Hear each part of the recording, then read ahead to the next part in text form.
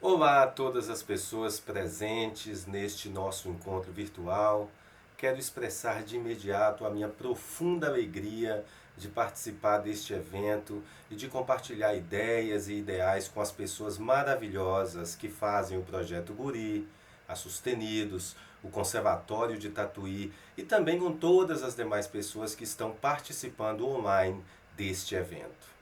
Estou muito honrado de ter sido convidado para fazer esta palestra para um público tão especial e assim, movido pelo entusiasmo de estar aqui com vocês e assumindo a responsabilidade de trazer uma reflexão e uma visão crítica sobre a formação musical na atual conjuntura em que vivemos, defini como foco desta minha palestra o tema Música, Formação e Praxes Decoloniais, por um nós que nos inclua nas praxes educativo-musicais brasileiras. Quero de imediato enfatizar que os fios condutores e as bases das minhas análises e críticas são a inclusão, a ampliação, a incorporação, o diálogo e a interação de formas de ensinar, aprender e fazer música que, entre outros aspectos, tenham uma relação direta com a nossa cultura e com as singularidades de cada contexto de formação em música em diferentes lugares deste nosso Brasil. Nesse sentido, apresento, portanto, uma análise e uma crítica que não quer excluir nada e que não é contra ninguém, mas que é a favor de nós mesmos, das nossas músicas, das nossas culturas, das nossas formas de ser, pensar e existir, consequentemente, das nossas formas de fazer, interagir e expressar musicalmente. Começo minha trilha aqui para pensar a música e seu ensino no Brasil, em diálogo com o pensamento de um pensador não brasileiro, pois é no diálogo, na interação e na interculturalidade que sustento as minhas formas de expressão musical e de problematização de aspectos que caracterizam o universo da música. Assim, me acosto à sabedoria de Mahatma Gandhi e com suas palavras destaco que não quero que a minha casa seja murada por todos os lados, nem que as minhas janelas estejam fechadas. Quero que as culturas de todas as terras sejam sopradas para dentro da minha casa, o mais livremente possível. Mas recuso-me a ser desapossado da minha por qualquer outra. É com esse sentimento que acredito que todos e todas nós queremos estar rodeados e rodeadas de músicas de todos os lugares, tempos e culturas do mundo, mas sem ser desapossados das nossas praxes musicais e de suas dimensões formativas. Todavia, as nossas experiências, pesquisas, estudos e reflexões vêm nos mostrando que, assim como aconteceu em diferentes dimensões no Brasil, fomos, muitas vezes no universo da música, desapossados das nossas próprias expressões musicais e ensinados a cultuar, perpetuar e nos rendermos ao universo de outras culturas musicais, principalmente a europeia no passado e, mais recentemente, a norte-americana. Esse foi e é um dos efeitos mais perversos da colonialidade musical que ainda hoje nos assombra. Aprendemos a celebrar um nós que pouco ou nada nos inclui no cenário de ensino de música, sem nos perguntarmos, como sugere o professor Wayne Bowman no texto Who is the We? Rethinking Professionalism in Music Education. Quem é esse nós? O que ele inclui ou exclui no universo da música e por que inclui determinados repertórios e aspectos musicais enquanto exclui outros? Por quem e com base em que esse nós foi definido no campo da música? A análise dessas perguntas nos leva a uma resposta complexa, nem sempre fácil de ser compreendida e aceita. Mas fato é que muitos de nós no Brasil nunca fez parte desse nós que define os perfis de músicas e de estratégias de formação musical que aprendemos a seguir e a reproduzir no país. Vamos refletir com um pouco mais de profundidade sobre essa questão, analisando aspectos relacionados à constituição do ensino de música no Brasil e as heranças coloniais que ainda hoje estão entranhadas nas nossas formas de conceber, fazer, criar, estudar, aprender e ensinar música.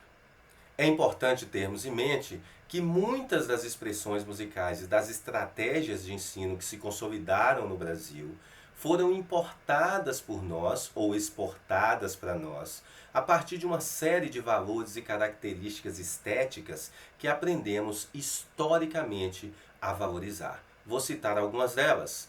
A supervalorização da música erudita clássica de concerto produzida na Europa Ocidental do passado, principalmente entre 1500 e as duas primeiras décadas do século XX. O uso de métodos de ensino e de materiais didáticos vinculados a essa música, a incorporação do jazz norte-americano que foi institucionalizado e das suas praxes como base para o ensino da música brasileira popular, as formas de organização dos currículos e dos cursos de música em disciplinas, a partir de uma sequência histórica e teórico-gramatical que separa a teoria de prática, entre outras fragmentações dessa natureza. As propostas dos pedagogos consolidados na Europa no final do século XIX e início do século XX, como Dalcroze, Carl Orff, Kodály, entre outros.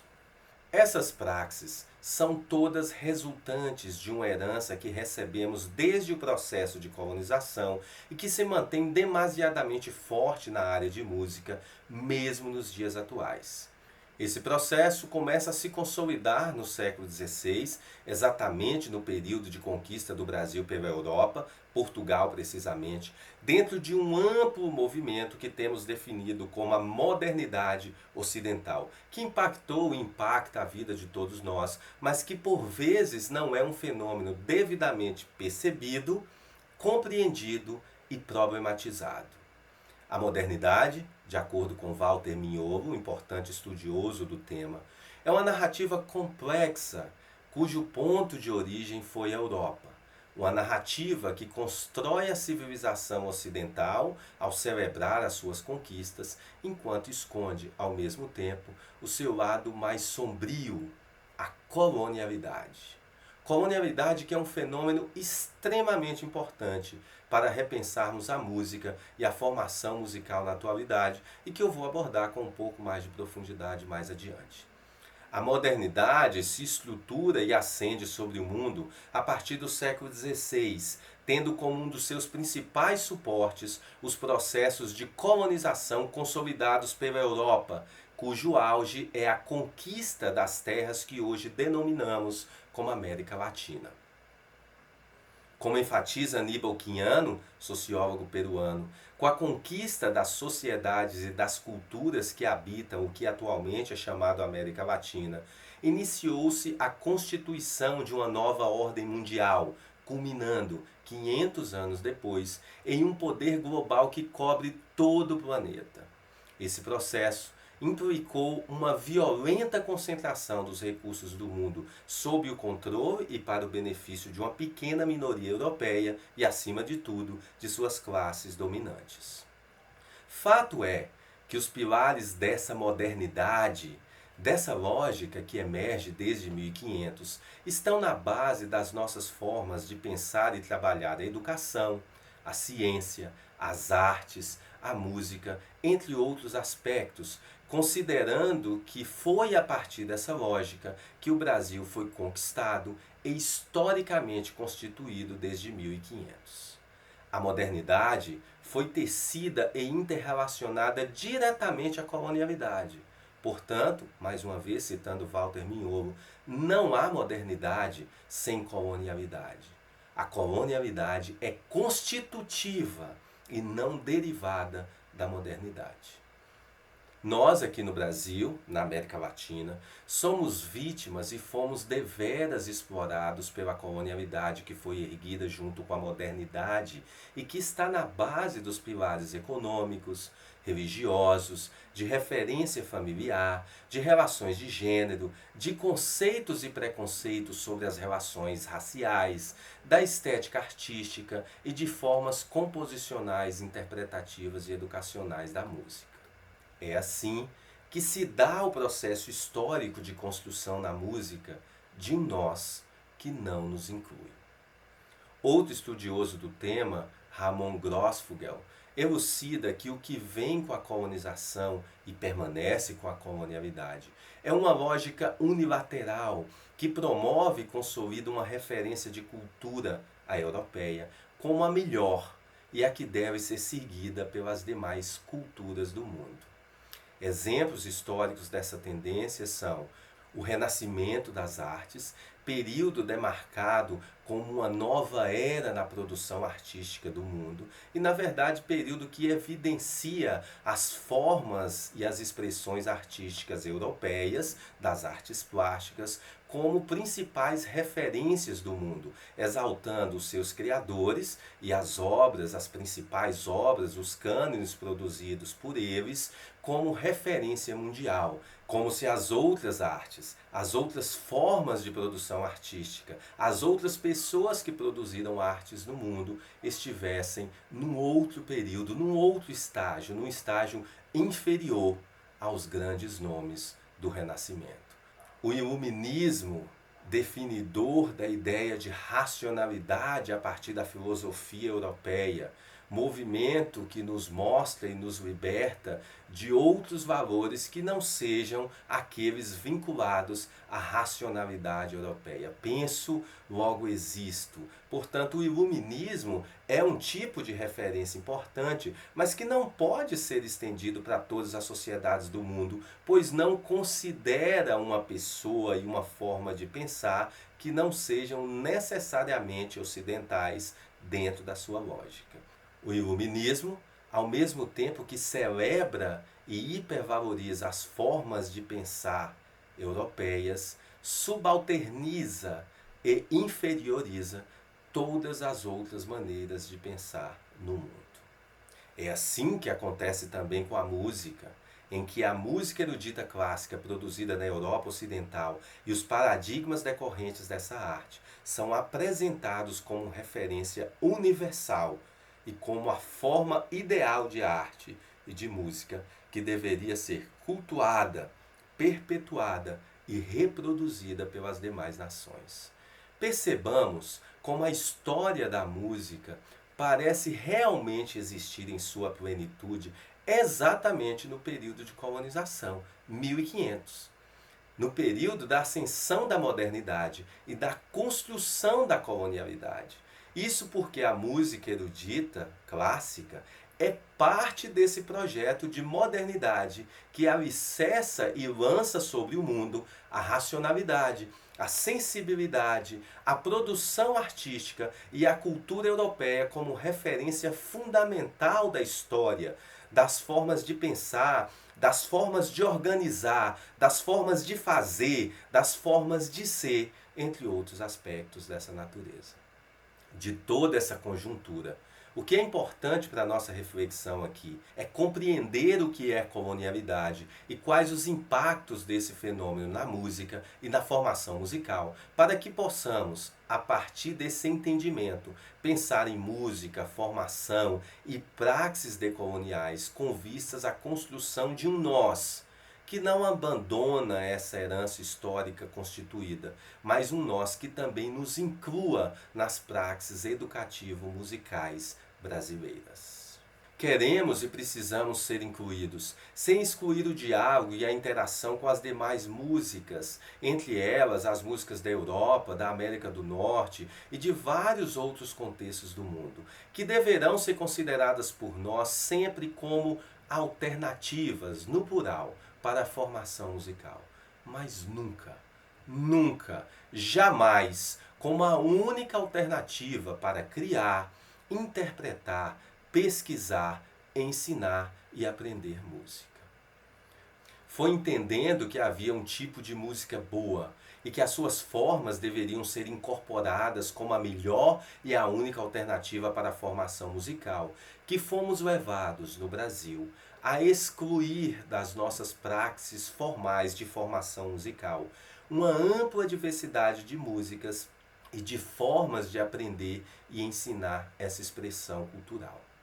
Essa exclusão e o apagamento de conhecimentos e saberes musicais é o que eu tenho denominado, em diálogo com conceitos mais amplos trabalhados por Boaventura de Souza Santos, de epistemicídios musicais. Assassinatos simbólicos que historicamente matam no Brasil diversas formas de ser, viver, apreciar, interagir, criar e fazer música. O colonialismo foi um fenômeno que se consolidou no mundo a partir da dominação formal de uma cultura, de uma sociedade, de uma nação, de um país, de um estado sobre um outro. Essa dominação determinava um poder oficial de manipulação e de controle econômico, de controle social, cultural, entre outros aspectos.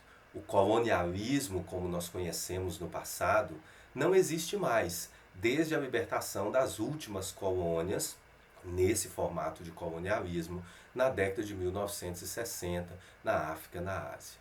O Brasil foi colônia entre 1500 e 1822, mas nós não somos mais colônia de Portugal desde esse período. Portanto, o colonialismo, de certa forma, acabou oficialmente no Brasil.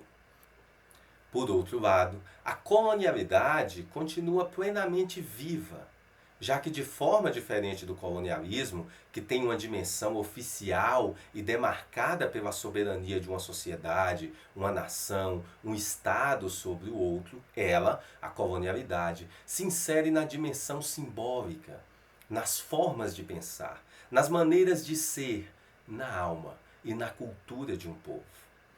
Assim, apesar do fim do colonialismo, a colonialidade continua e nos mantém culturalmente reféns dos modos de ser, pensar e existir da Europa do passado.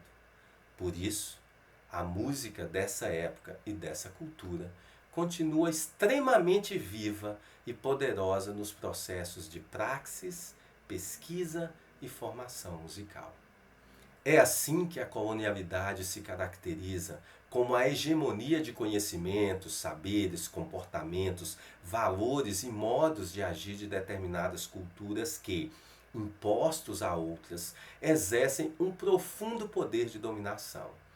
Tal dominação faz com que a colonialidade se mantenha, nos termos de Maldonado Torres, extremamente viva em textos didáticos, nos critérios para o bom trabalho acadêmico, na cultura, no sentido comum, na autoimagem dos povos, nas aspirações dos sujeitos e em muitos outros aspectos da nossa experiência moderna. Nesse sentido, respiramos a colonialidade na modernidade cotidianamente. A partir dessas reflexões, uma questão é bastante importante de ser analisada por todos nós. Como a colonialidade afeta o nosso trabalho musical nas escolas de música e em projetos diversos de formação musical que temos no Brasil. Um primeiro ponto importante de ser destacado é de que essa colonialidade tem um impacto muito forte nos repertórios que nós trabalhamos. Seja pela manutenção dos cânones da música erudita europeia, seja pela incorporação dos aspectos principais que estão na base desses cânones como critérios de referência e de valorização para o tipo de música que a gente trabalha. Isso quer dizer que mesmo trabalhando com música brasileira, nós buscamos aquelas que estão ancoradas em critérios de valorização que de alguma forma representam essa herança cultural europeia. Isso quer dizer a música escrita, a música que tem uma certa complexidade harmônica, a música que segue critérios de construção fraseológica que apresentam belas melodias, muitas vezes parâmetros extremamente associados, restritamente associados a esse universo da música erudita. Portanto, os repertórios que nós temos privilegiado estão bastante vinculados aos padrões da colonialidade que ganharam força no cenário musical desde o processo de colonização do país. Uma outra herança muito forte da colonialidade tem a ver com o conceito de música restrito às estruturas sonoras, separando a música de qualquer dimensão social e cultural que faz música ser o que ela é. Um elemento extremamente vinculado à cultura e à sociedade, e algo que não pode ser trabalhado e pensado de forma desarticulada do desenvolvimento humano, social, cultural, entre muitos outros. Ou seja, o som é um elemento crucial da música. A estrutura sonora dá vida à música, mas o que dá sentido, o que dá significado e, portanto, o que está na base do conceito de música são muitos outros elementos. Música é cultura.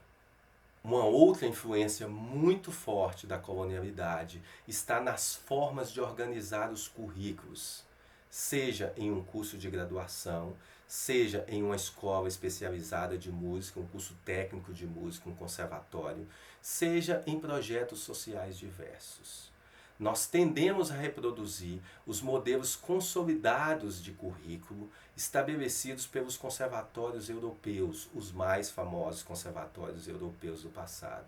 Com isso, nós tendemos a ter currículos que seguem uma sequencialidade de forma bastante unilateral, que tem uma previsibilidade no seu estabelecimento, que pensa uma forma regulamentada, estabelecida de aprendizagem, enquanto descarta todas as outras, entre outros aspectos. Um currículo que separa teoria de prática, que engaveta diferentes conhecimentos sem pensar na música como ela é, um fenômeno articulado, integrado, que não pode ser separado em divisões disciplinares. A presença da colonialidade é extremamente forte também nas estratégias que nós utilizamos para organizar as nossas aulas, que tendem a ser lineares, seguindo uma determinada sequência, seja ela histórica ou teórica, que tendem a separar a teoria de prática, que tendem a privilegiar esses conhecimentos já enfatizados, que derivam dessa tradição musical, entre muitos outros aspectos, que tende a colocar uma centralidade no professor, que tende a privilegiar métodos e formas de ensino selecionadas em função das definições do professor, entre outros aspectos. Nesse tipo de estratégia, os estudantes ocupam um lugar secundário e o foco jamais é o perfil do estudante. O foco é a previsibilidade, a sequencialidade, uma programação definida anteriormente como aquela que deveria ser seguida por qualquer estudante, independente do seu perfil. De forma mais ou menos diversificada, essa é uma tendência das nossas aulas de música no Brasil. A colonialidade tem um peso enorme nas metodologias de ensino e nos materiais didáticos que são utilizados como base para as aulas de música no Brasil. Assim, nós tendemos a manter essa tradição, a trabalhar de forma centrada nos métodos, no princípio de uma aula tradicional, dentro de um espaço em que o professor detém o conhecimento e é responsável pelas decisões que ali acontecem, mantendo a fragmentação entre teoria e prática, entre muitos outros aspectos dessa natureza. Essa breve análise desses 5 parâmetros é suficiente para ilustrar o peso da colonialidade na formação musical no país. Colonialidade tecida por mais de 500 anos de dominação e de hegemonia dos saberes e conhecimentos derivados da música europeia e das suas estratégias de ensino, que precisam ser sim por nós problematizados nos dias de hoje, com vistas à construção de novos caminhos para o ensino de música. A construção de caminhos que incorporem, para além dos consolidados cânones da música erudita ou mesmo da música brasileira, a diversidade do patrimônio imaterial musical do país. Essa é uma importante estratégia para a construção de um nós que nos inclua nas praxes educativo-musicais brasileiras. Assim, como última parte dessa minha análise, trago para o nosso debate a seguinte questão: como trabalhar para a construção de um nós que nos inclua de fato nas praxes educativo-musicais brasileiras? Certamente a análise dessa questão complexa demandaria mais tempo e profundidade do que eu posso investir aqui nesta palestra.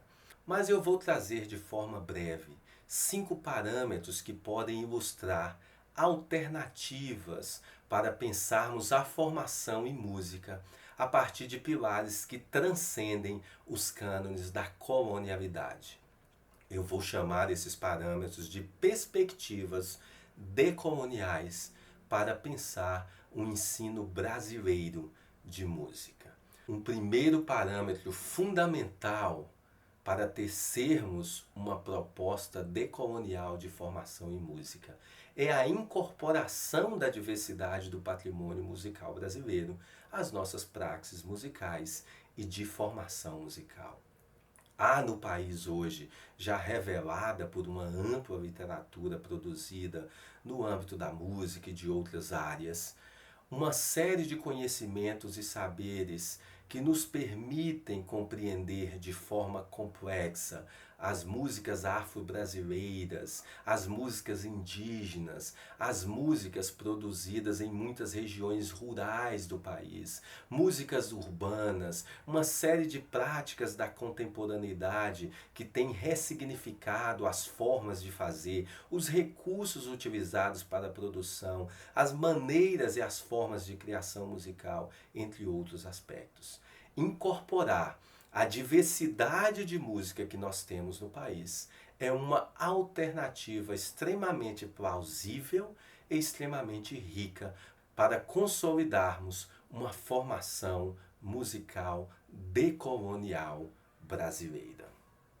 Uma outra estratégia para romper com esses cânones dominantes e ampliar as nossas possibilidades é o estabelecimento de diálogos entre os contextos em que se ensina música e as comunidades que circundam esses contextos. Precisamos estabelecer uma maior relação entre as praxes musicais e as pessoas que estão no entorno, entre as escolas e os bairros, os municípios, entre os conservatórios e as muitas praxes que acontecem nos contextos urbanos, entre as universidades e as comunidades que fazem parte do estado, da região, do país. Ou seja, olhar para o entorno da escola e incorporar essa diversidade de praxes e de questões éticas, vinculadas ao meio ambiente, vinculadas aos problemas de saúde, de violência, entre muitos outros aspectos, vai nos levar naturalmente, de forma consistente, à consolidação de praxes decoloniais de formação em música, com ênfase na realidade brasileira. Uma outra forma de incorporar um caminho mais arejado para a formação em música no Brasil é pensarmos no desenvolvimento de estratégias de ensino e aprendizagem da música, que dialoguem com a diversidade de formas de ensinar e aprender música na nossa cultura, sem nos limitarmos aos métodos e modelos da Europa, dos Estados Unidos e de outros contextos internacionais. Ou seja, assim como há uma diversidade de música no que se refere aos repertórios, às estratégias e às estruturações estético-sonoras, há uma diversidade de formas de ensinar e aprender. E, portanto, nós não podemos limitar as nossas aulas, os nossos currículos, os nossos cursos à reprodução da forma unilateral de organização de currículos e de praxes musicais consolidadas a partir dos referenciais europeus e norte-americanos.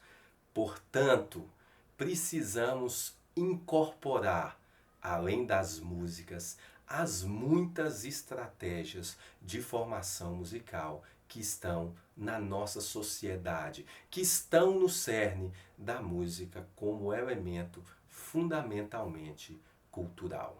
Uma quarta perspectiva fundamental para romper com essas hegemonias é nos assumirmos como sujeitos, autores e produtores das nossas praxes, e não simplesmente reprodutores do conhecimento produzido para outros contextos, tempos e sociedades. A colonialidade musical teceu uma área de música no Brasil extremamente centrada na reprodução. Incorporamos as formas de interpretar e nos especializamos em reproduzir essas formas. Incorporamos as formas de compor e nos especializamos na reprodução desses processos composicionais. Incorporamos as formas de ensinar e nos especializamos na reprodução dessas formas de ensino e aprendizagem. Portanto, nós fomos ensinados a reproduzir e não a produzir o conhecimento musical que nós trabalhamos. Assim, somos levados a comprar métodos, materiais didáticos, livros de fora, com a ideia de que nós não produzimos conhecimento sobre música. E virando essa chave, nos assumindo como produtores de conhecimento, nós podemos tecer estratégias extremamente positivas e eficazes para a ruptura com essas dominações coloniais. Uma quinta perspectiva fundamental para a ruptura com essa colonialidade dominante é a incorporação de um conceito de música que transcenda as estruturas estético-sonoras e as formas de organização e reprodução delas. Música é som, música é estrutura sonora, mas música é muito mais que isso.